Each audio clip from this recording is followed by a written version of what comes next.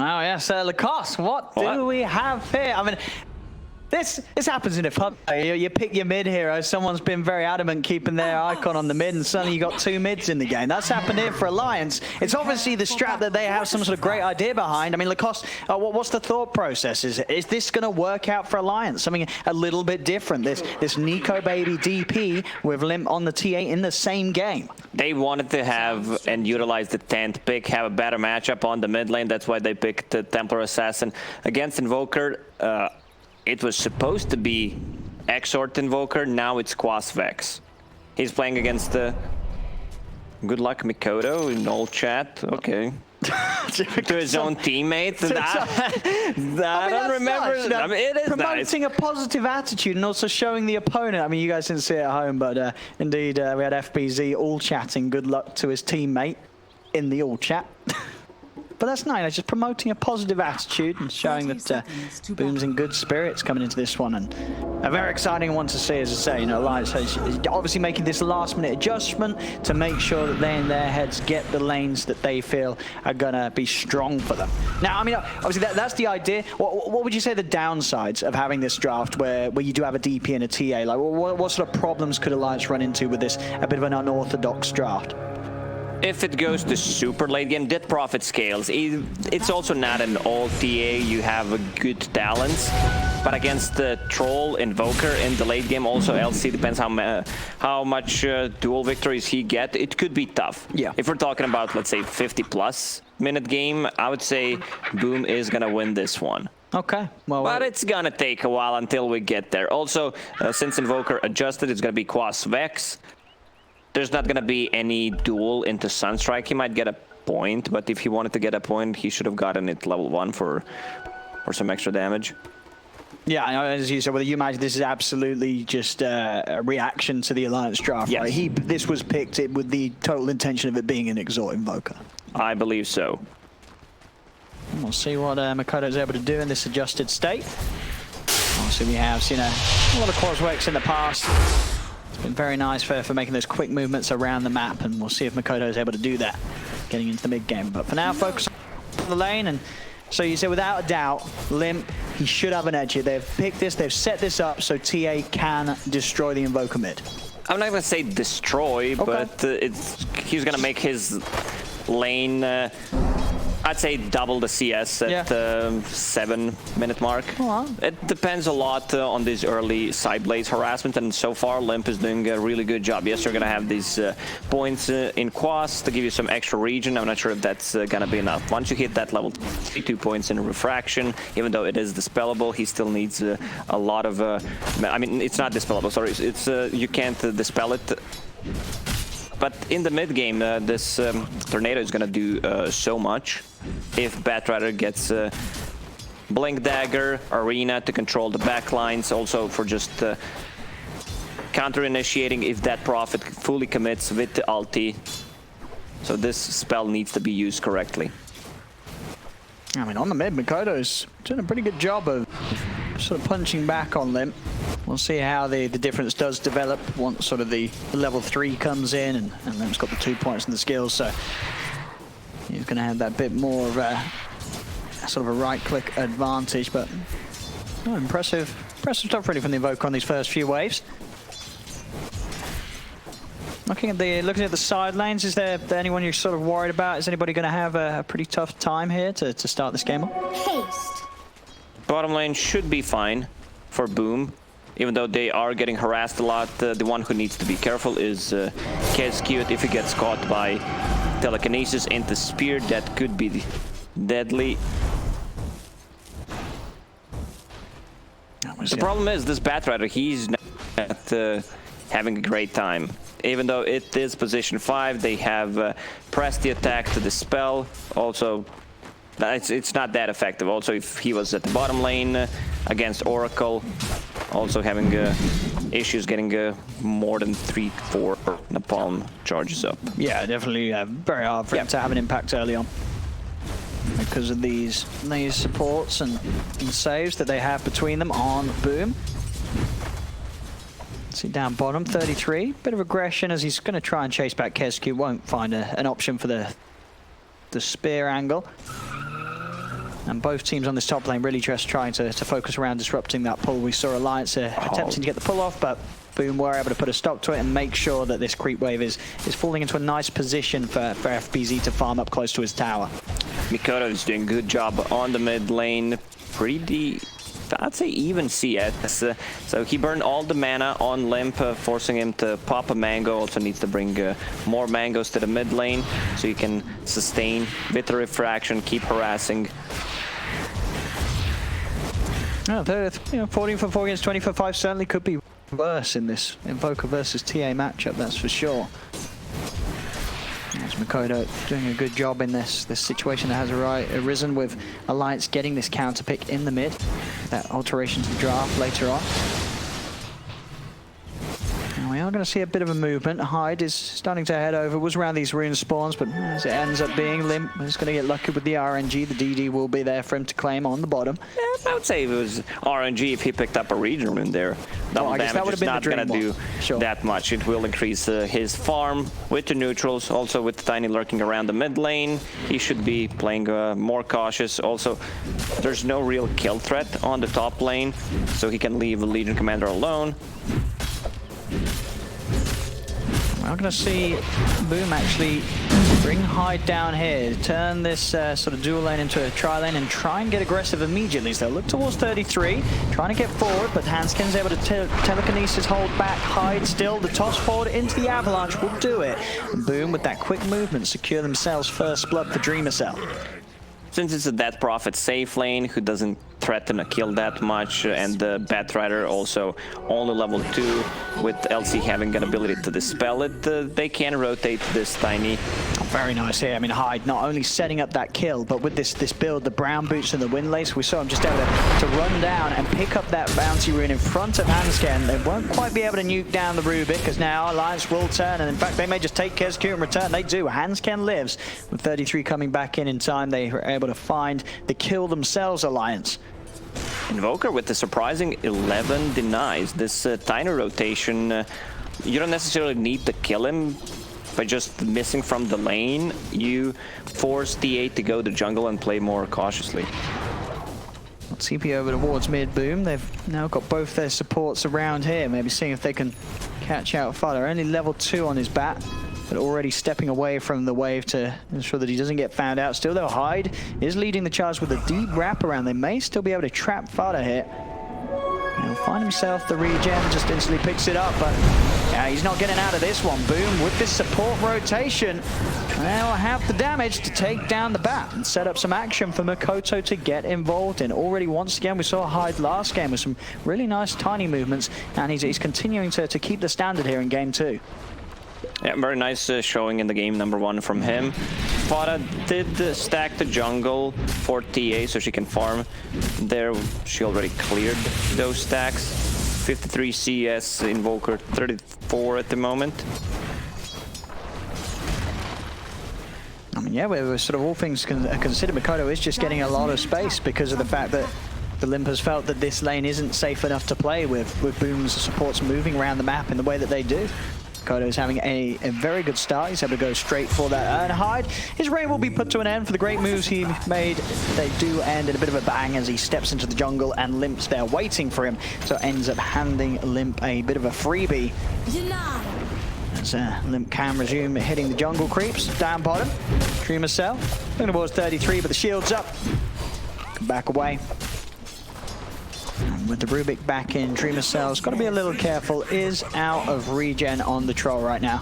Has no mana to work with to pop the ulti. Also doesn't have a point in it yet. Legion Commander just hit level 6, which means the duel is up, so they should try to rotate someone there and grab a kill. Fada, we've seen him struggle. No real threat coming out from those sneaking up bomb charges, so he's collecting the XP on the mid lane while TA is just farming the jungle, stacking the camps for herself. Right now they are playing really aggressive with both supports. Even Mikoto is rotating around the map. Yeah, he's very ready to get involved now with the urn just to be, it's just about to be flown out on the courier. There it is, it's done. So we'll certainly want to try and find some action with that to build those charges up. Him and Hyde, they are the killers right now. Anyone that steps towards mid will get gone upon. Hyde, he's sort of got his options. As you say, the top lane definitely a play to be available to be made with the backup of the duel. See, Fada, eyes on KSQ was coming up, and that information will allow Limp to step across. And again, this is another kill that Limp, he's very happy with this. He's sort of just stuck to the jungle, but in his first 8 minutes, 2 times now, the supports of Boom has sort of handed him a totally free pickoff. They just gave him 2 free kills for no reason. Yeah. Gotta be a Templar little careful. Assassin is not that easy to take down. They have no overtime damage or none of these supports, neither in the mid hero. So if he has refraction up, uses it one more time, like there's no way you're getting a kill.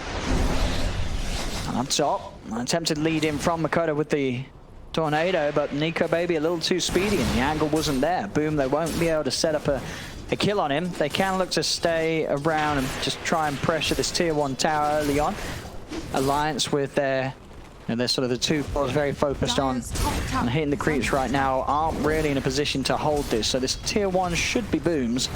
Mirror movement, Nico Baby rotates with the first exorcism to the bottom lane. With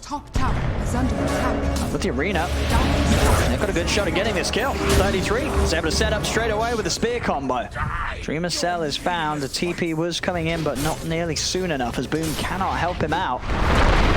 Alliance not only getting that kill, but now looking for the tower. Mid lane, Fada trying to firefly away. Hyde with the reach, with the toss-up, will be able to set up for the EMP to burn the entirety of Fada's mana. He's TP's not coming dying. in though, and Fada, yeah, he knows that they can't quite finish him off. He's able to turn poke a little bit. They didn't have the further follow-up required to kill off the bat. Top tower has fallen.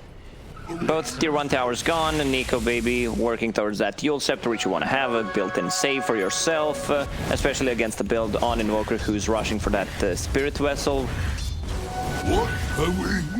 Overall though, again, like in game 1, it's really quite a close beginning for both teams. Every core is having their game. Nobody getting shaken up entirely. Build-wise, no other surprises really. Looking at the cores, Dreamer Cell very much going for the same as he saw from Nico Baby, but he's in trouble. Still no point into the in that ulti. Not enough burst though. Dreamer Cell will live, but again he's playing it very, very close to danger. Has to take the walk back towards the base. I mean, he's got a salve actually. It's not going to be to the base, it's just going to be round towards the jungle. As this, sort of showing in that bottom lane has become a bit of a no-go. Every time he goes out there, there has been a response from Alliance. Doing a good job of trying to shut down the areas of the map that this troll feels safe in. Press the attack on the catapult.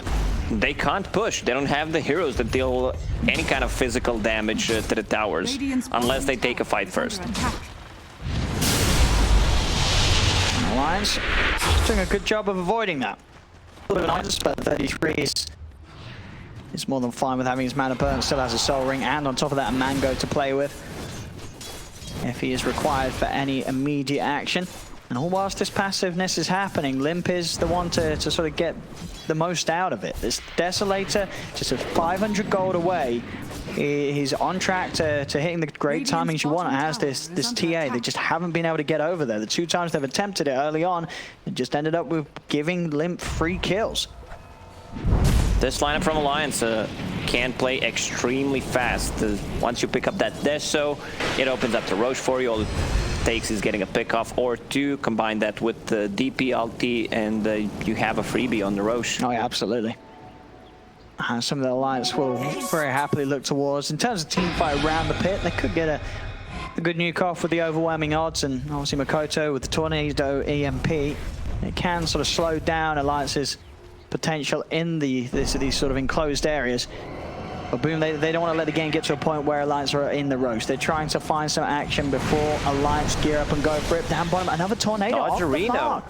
Yeah, Nico Baby easily able to sidestep it. In fact, they're going to just turn. They're getting onto the Invoker with the silence. A false promise will keep Makoto alive for now.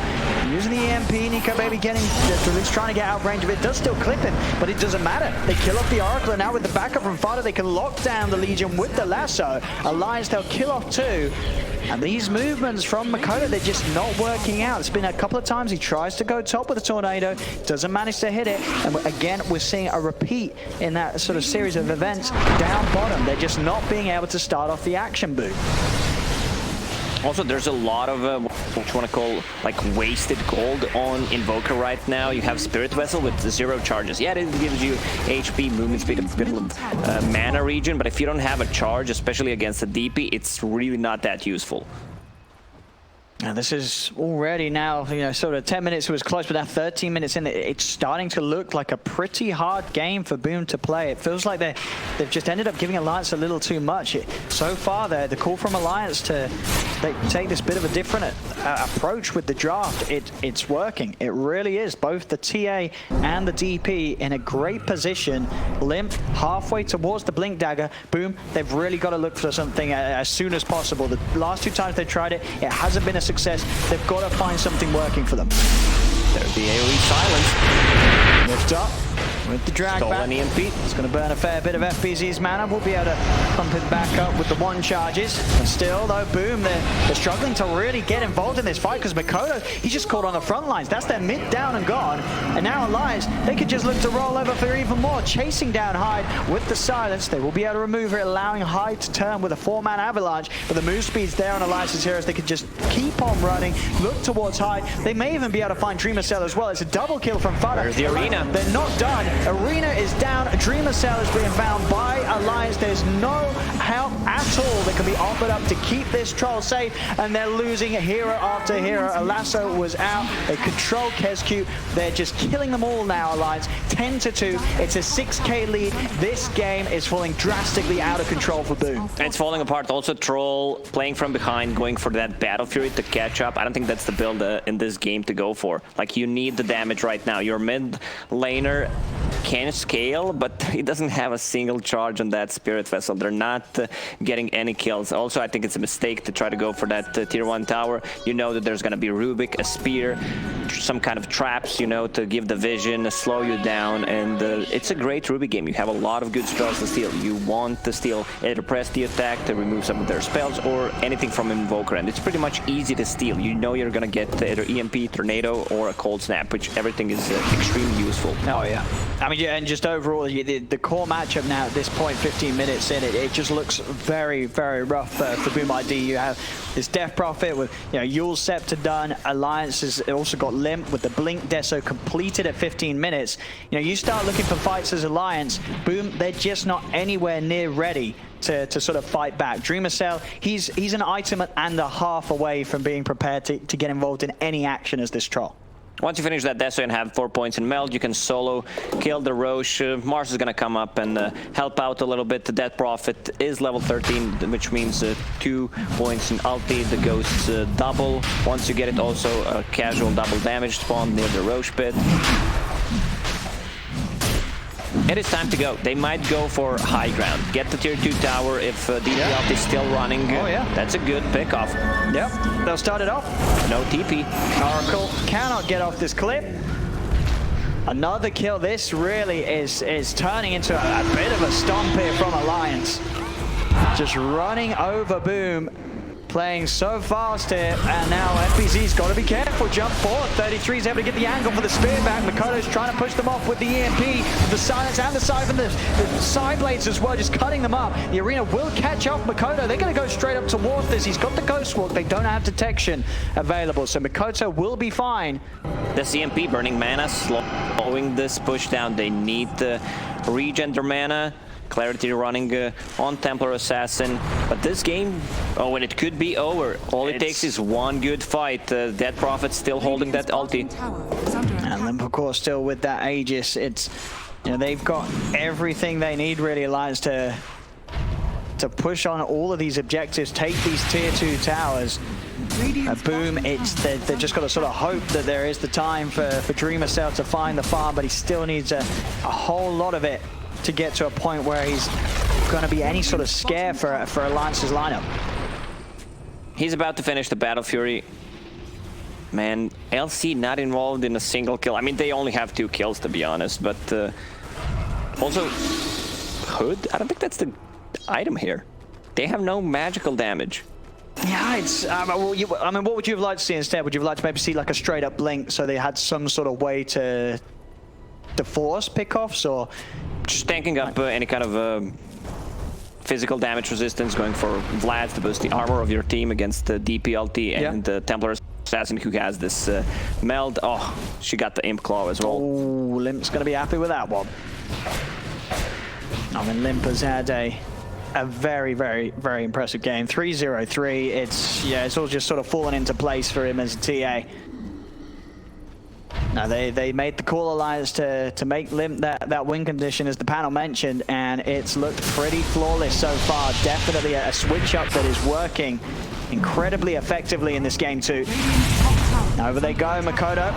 Gonna get focused, Limp jumping in, looking to chip these kills. They do a commit with the duel. The arena is down to back. He's gonna win the duel. Bada survives. It's 4 arrows dead on Boom. This is getting messy. 16-2. Oh, debated by Fada. He did not want to pop the ulti. He saw Legion Commander being around. That's going to be a full team wipe. And this is a bit of it's a bit of a sad ending here for Boomers. They have had such great moments at this LAN, but this game, I mean, Alliance, they've just pushed it up to 11. They are rolling over Boom right now. Radiant structures are fortified. As Boom, they are going to have a chance with the high ground defense, but as these items just continue to fly out for all of Alliance's members, none of this is going to get anywhere easier for Boom. The difficulty is constantly rising. They can finish the tier 2 tower on the top lane and go end the game with the next Exorcism. Also, DP is level 15, finished off the Aghanim Scepter. I mean, look at it. They felt they got 3 heroes. Surely they can get the bat, but it wasn't to be the case. And, you know, at this point of the game, coming into the 20-minute mark, the only person with bonus dual damage is Fada on the Bat Rider. By Daedalus right now. Fada is in. Lasso's there on the Legion. Dreamer Cell has been false promised. There's going to be a buyback from the Legion. They're putting everything into this Boom. They're trying their best here to get something out of the fight, but they've already lost 2 heroes. Double kill for Fada. Alliance, they're up to the high ground. Arena is down, trapping the 2 of them as they'll run towards the... It's over. It really is. GG is called. This is the end here for Boom in this series. 2-0 as Alliance take game 2. This is sort of the innovation you love to see. Alliance coming in with that switch up in the draft, making sure that they're able to come in with the opportunity to use